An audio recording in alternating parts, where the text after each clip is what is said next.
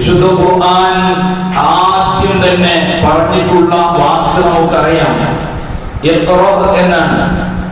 വായിക്കുക, പഠിക്കുക.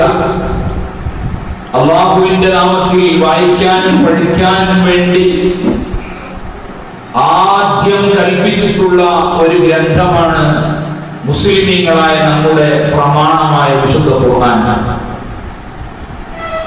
നിസ്കരിക്കാൻ, നോമ്പെടുക്കാൻ, ഹജ്ജ് ചെയ്യാൻ, മറ്റു പല പ്രധാനപ്പെട്ട കർമ്മങ്ങളും ആദ്യം അല്ലാഹുവിന് നമ്മോട് കൽപ്പിക്കാമായിരുന്നു. പക്ഷേ അതൊന്നും കൽപ്പിക്കുന്നതിന് മുമ്പ് എത്രത്തോളം എന്നെ നിങ്ങൾ വിശ്വസിക്കണം, നിങ്ങൾ ഈമാനുള്ളവരാകണം, നിങ്ങൾ മുഅ്മിനീങ്ങളാകണം, മുവഹ്ഹിദീങ്ങളാകണം, മുസ്ലിമീങ്ങളാകണം, ഷഹാദത്തുള്ളവരാകണം എന്നൊക്കെയാണ് ഏറ്റവും മർമ്മപ്രധാനമായിട്ട് പറയേണ്ടത്.